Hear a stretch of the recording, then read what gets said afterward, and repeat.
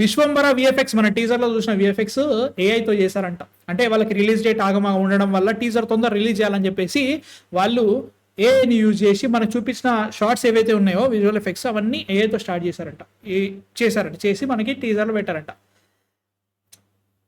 ఎంత పెద్ద, నేను అంత లావు ఉన్నప్పుడు కూడా నా చెవులు అంత పెద్ద లేవయ్యా కాలీఫ్లవర్ పెట్టడానికి. ఈ చూసిన తర్వాత నాకు అదే అనిపిస్తుంది కదా.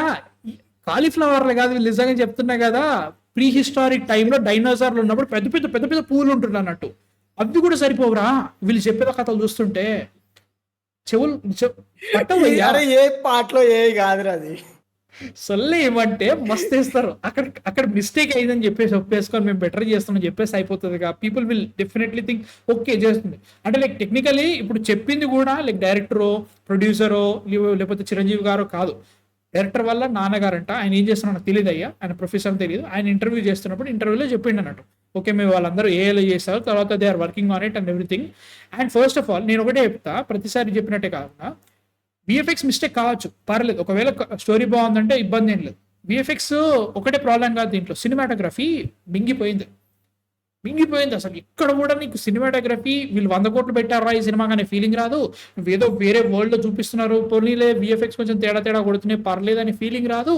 ఇది ఎక్కడో ఎప్పుడో 1980s లో షూట్ చేసిన సినిమాని వీళ్ళు రీక్రియేట్ చేసి రీమాస్టర్ చేసి ఏదో చేద్దామనే ఫీలింగ్ లో చేసినట్టు అనిపిస్తూ ఉంటుంది నేను విశ్వంబర టీజర్ చూస్తుంటే. పెట్టుడు ఇయర్స్ కానీ ఎల్ఫ్స్ వాళ్ళందరికీ కూడా ఒక్కలా ఉంటాయి. సో దీన్ని వీళ్ళు కవర్ డ్రైవ్లు ఎన్ని చేసినా కానీ వీళ్ళు రిలీజ్ డేట్ వచ్చేంత వరకు, వీళ్ళు కొత్త టీజర్ వచ్చేంత వరకు జనాలందరికీ ఈ టీజరే బ్రెయిన్లో స్టాంప్ పడ్డది. సో మీరు ఎన్ని మాట్లాడినా ఎన్ని కవర్ డ్రైవ్లు వేసినా కానీ మీరు అవుట్పుట్ని బెటర్ చేయకపోతే మాత్రం ఇంకెవడు చూడడానికి ఫీలింగ్ ఉంది నాకైతే మాత్రం. అండ్ మొన్న వచ్చిన సాంగ్ వాస్ ఓకే, స్లోగా నడిచింది, ఏదో ఓకే బాగానే అనిపించింది. కీరవాణి గారు మ్యూజిక్ ఇంత బాగా ఇచ్చినా లైక్ టీజర్లో కీరవాణి గారి మ్యూజిక్ చాలా బాగా నచ్చింది. అది మంచిది, టీజర్ మ్యూజిక్ బాగుంది మీతంతా చూస్తే.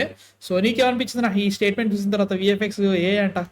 అరే ఆయన మేబీ గ్లిమ్స్ తో కన్ఫ్యూజ్ అయి ఉంటారు, ఎందుకంటే గ్లిమ్స్ ఆర్ కొంచెం లైక్ అండర్ ఇంజిన్ లో ఆర్ ఏతో చేసి ఉండొచ్చు గ్లిమ్స్. అప్పటికి ఏ టెక్నాలజీ లేదురా. ఈవెన్ ఐ థింక్ టీజర్ వచ్చినప్పుడు కూడా లేదనుకుంటా. ఆగస్ట్ లో వచ్చింది bro, last year video teaser last year August లో వచ్చింది. ఆ టైంకి ఏ లైక్ వీడియో జనరేషన్ సాఫ్ట్వేర్స్ ఉన్నాయా? I don't think so. అది సో గ్లిమ్స్ ఏ అని చెప్పుంటే ఏమన్నా కొంచెం ఆలోచించేవాడు కానీ, but teaser is not an AM. నీకు అక్కడ ప్రతి చోట కూడా క్యారెక్టర్ ఇంక్లూజన్స్ ఉంటాయి. సో అది ఏది ఏ పార్ట్ ఏరా అది? అక్కడ నీకు స్టార్టింగ్ లో అవతార్ టైప్ లో ఏమన్నా 2-3 గ్రద్దలు ఎగురుతా వెళ్తాయి, అది ఏయా? అంటే దాన్ని ఎట్లా చెప్తారా ఏఐలో కూడా ఇట్లాంటి క్రియేట్ చేయమని ఎట్లా చెప్తారా ఏఐలో? దాన్ని ప్రాంప్ట్ ఆరేంజ్ లో ప్రాంప్ట్ రాస్తారా? ఇప్పుడు నువ్వు ప్లేట్లు ఇచ్చేసేసి అది నేను ఇప్పుడు గ్రద్దలు ఏ అని నేను నమ్మాలని అనుకున్నా. నీకు అక్కడ చిన్న చిన్న గుడిసెలు ఉంటాయి, లైక్ హోల్స్ ఉంటాయి మట్టిలో, అది కింద ల్యాండ్ లో. సో ఇవి పైన వెళ్తాయి, మేము ఆ కొండ లోపల ఉంటున్నామని చెప్పడానికని ఆ షార్ట్. యాక్చువల్లీ ఆ షార్ట్ లోపల ఎల్ఫ్స్ ఉంటారు, చిన్న చిన్న అది గుహల్లాగా ఉంటాయి అనమాట. గుహల లోపల వీళ్ళు ఎల్ఫ్స్ ఉంటారు. సో ఆ గ్రద్దలు ఉన్న ఏరియాలో గుహలు ఉంటాయి. సో దాన్ని వీళ్ళు ఎలా చెప్పుంటారు? ఓ మేబీ అయి ఉండొచ్చు, ఏ జనరేషన్ చేయొచ్చు, బట్ అంటే ఇంకా టెక్నాలజీ లేదురా. I think so. అండ్ అరే చెప్తున్నా కదా, ఆయన మామూలుగా జస్ట్ ఊరినే kind of cover drive, but still they can conveniently say that we effed up, we are making it better అని చెప్పచ్చు, చాలు, ప్రాబ్లం లేదు. అండ్ ఇంకోటి నువ్వు చెప్పినట్టు సినిమాటోగ్రఫీ, మన చోటకే గారు కెమెరా అట్టబెట్టి పడుకున్నారు అంతే, ఎగురు డాన్స్ అలాగే ఉంది అది. ఏ పాయింట్ లోను ఎఫర్ట్లు నాకైతే అన్ఫార్చునేట్లీ కనపడలేదు. మేబీ ఇంకా ట్రైలర్ లోనో సినిమాలోనో ఏమైనా కనపడితే but man currently I have zero hope. మన సాంగ్ యాక్చువల్ నాకు నచ్చింది, అంటే చాలా సూదింగ్ గా బాగానే ఉంది. బట్ అది ఓవరాల్ గా ఫిల్మ్ లో ఎక్కడ సెట్ అవుతుంది అంటే నీకు అవుతుంది అనుకుంటా. యాక్చువల్ నీకు విశ్వంబర్లో ఒక ఫైట్ ఆయిన్సం బొమ్మ దగ్గర ఉంటుంది, and you have this song. So కొంచెం ఆ థీమ్ అయితే మెయింటైన్ చేస్తున్నారు, బట్ నాకైతే అనిపిస్తుంది వెరీ వెరీ లిమిటెడ్ ఎఫర్ట్స్ అయితే వీళ్ళు సినిమా మీద పెట్టుంటారు అనుకుంటున్నాను. బట్ ఎప్పుడైతే వాళ్ళ రియలైజేషన్కి వచ్చేసరికి జరగాల్సిన డ్యామేజ్ జరిగిపోయింది అనుకుంటున్నాను. సింపుల్ బ్రో, నువ్వు ఒకటే చిన్న క్యాల్కులేషన్ ఇక్కడ. నువ్వు ఫిబ్రవరికి షూట్ స్టార్ట్ చేసి సంక్రాంతికి సినిమా రిలీజ్ అన్నప్పుడే తేడా కొట్టాలి మనకి కాదా? పెద్ద సినిమా సెట్లు వేస్తున్నారు, అన్ని సెట్లు వేస్తున్నారు అరే ఇంపాసిబుల్ అని అయితే నేను చెప్పను రా. ఇట్ ఆల్ డిపెండ్స్ ఆన్ వాళ్ళు షూట్ కి గ్యాప్ అని తీసుకుంటారు, వాళ్ళ దగ్గర ఉన్న రిసోర్సెస్ ఎన్ని, అండ్ అదే టైంలో యాక్టర్స్ డేట్లు ఎలా ఉన్నాయి, ప్లస్ కొంతమంది డైరెక్టర్స్ ఏం చేస్తారు, షూట్ తీసుకున్న తర్వాత దాన్ని ఆ షార్ట్స్ ఫైనల్ అయిన తర్వాత నెక్స్ట్కి వెళ్దాం అని అలాంటివన్నీ చూసుకుంటారు కదా, మధ్యలో కావాలంటే కనెక్షన్ ప్లేట్లు తీసుకుంటారు. సో ఇంపాసిబుల్లే కాదు.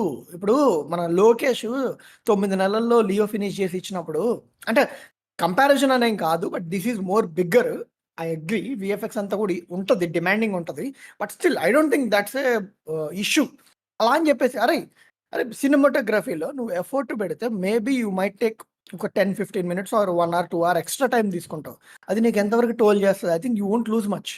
9 నెలల్లోనే నేనేమంటా, సరే సరే బెటర్.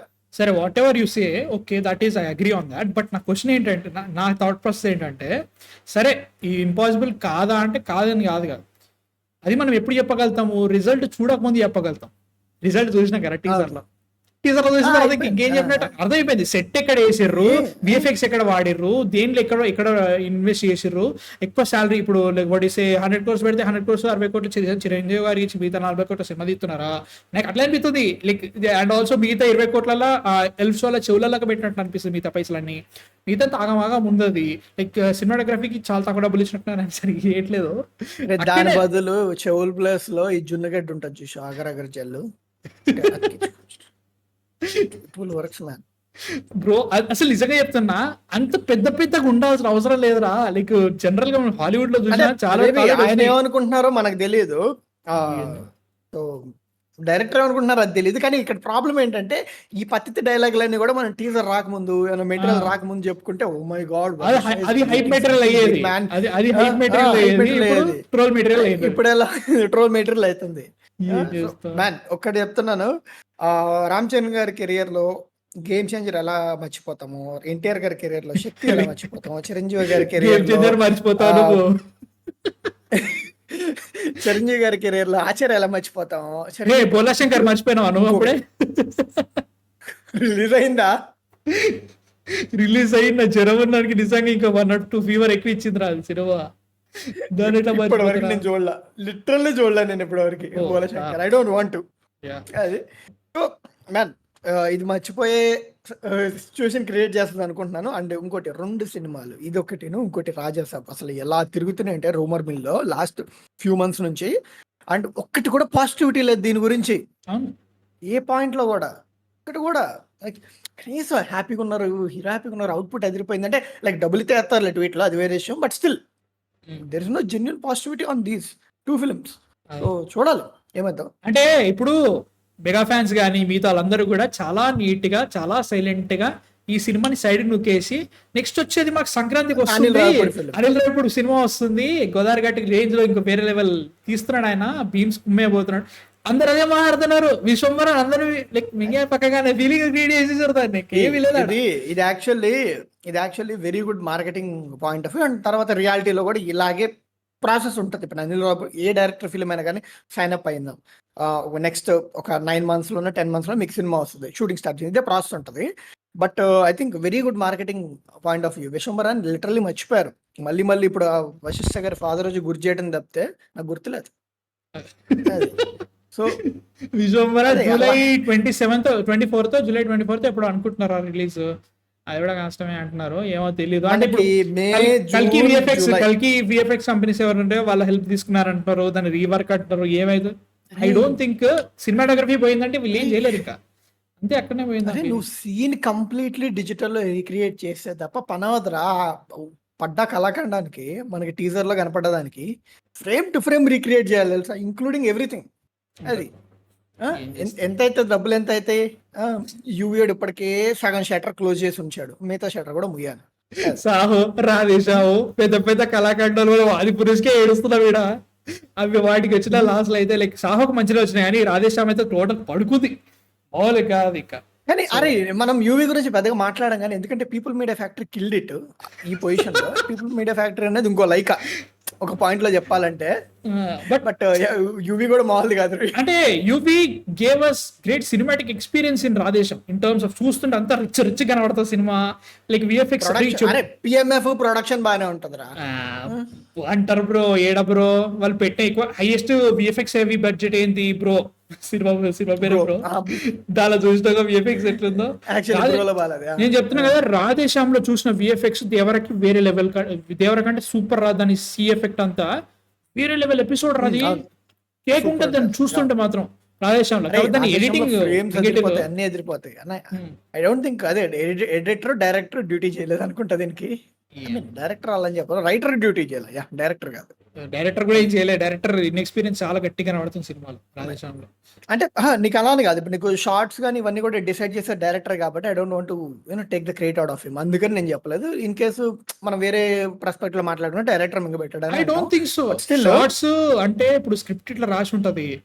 ఇప్పుడు ఒక ఫ్రేమ్, నాకు ఒక లాంగ్ షాట్ కావాలి, లాంగ్ షాట్ లో ఇట్లా ఉండాలని చెప్పేసి ఈ యాంగిల్ నుంచి రావాలని చెప్పేసి ఉంటది. కాకపోతే యూ క్యాన్ ఎప్పుడైతే నువ్వు హైర్ చేసుకున్నావో సూపర్ సినిమాటోగ్రఫర్స్ ని, ఆయన ఈ షాట్ రిచ్ కనబడాలి. మనోజ్ పరమహంస అందుకే అంత పెద్ద సినిమాటోగ్రఫర్ అయ్యిండు. సో ఆయన లైక్ నాకు రిచ్ కనబడాలి, ఈ కైండ్ ఆఫ్ థీమ్ ఉండాలి అని చెప్పిన తర్వాత దే విల్ నాకు ఇట్లా కావాలని చెప్పేసి ఆయన రెడీ చేసిన తర్వాత చూపిస్తాడు, ఆయన అప్రూవ్ చేస్తాడు తర్వాత. లైక్ ఇక్కడ నేను స్కిల్ ఇచ్చేది స్కిల్ నేను అనేది అంటుంది అంటే అట్లీస్ట్ ఆ పర్స్పెక్టివ్ నుంచి ఐ షుడ్ ఇంక్లూడ్ డైరెక్టర్ అని నేను రైటర్ ఆయన లైక్ ఎమోషన్ వర్కౌట్ అది ప్రాబ్లం. అదేనేది అదే పోయింది కదా, అదే కదా పెద్ద పోయింది అక్కడ, అదే పోయింది. కాబట్టి ఫ్రేమ్స్ రిచ్నెస్ ప్రొడక్షన్ డిజైన్ కి సినిమాటోగ్రఫీస్ కి ఇస్తా కానీ విఎఫ్ఎక్స్ కూడా ఇస్తా. But in terms of emotion, character writing, character మనకి కనెక్ట్ అయిందా లేదా అంటే డైరెక్టర్ చేతి కింద వస్తుంది. డైరెక్టర్ అరే సీన్ మేకింగ్, కాన్వర్జేషన్స్, యాక్టర్స్ మధ్యలో ఎక్స్ప్రెషన్స్, ఇవన్నీ డైరెక్టర్ మీద రెస్పాన్సిబిలిటీ. మిగతా అన్ని కూడా కొంచెం లైక్ ఈవెన్ అరే డైరెక్టర్ ఇస్ తెలిసింది. ఇప్పుడు సినిమాటోగ్రఫర్ షార్ట్స్ ఇస్తాడు, ఈయన ఓకే చేస్తాడు. యాక్టర్స్ పర్ఫామ్ చేస్తారు, ఈయన ఓకే చేస్తారు. అంటే ఇట్ ఆల్ డిపెండ్స్ ఆన్ ఈయన విజన్, ఈయన ఏమనుకుంటున్నారు అనేది ఫ్రేమ్ మీద పడాలి.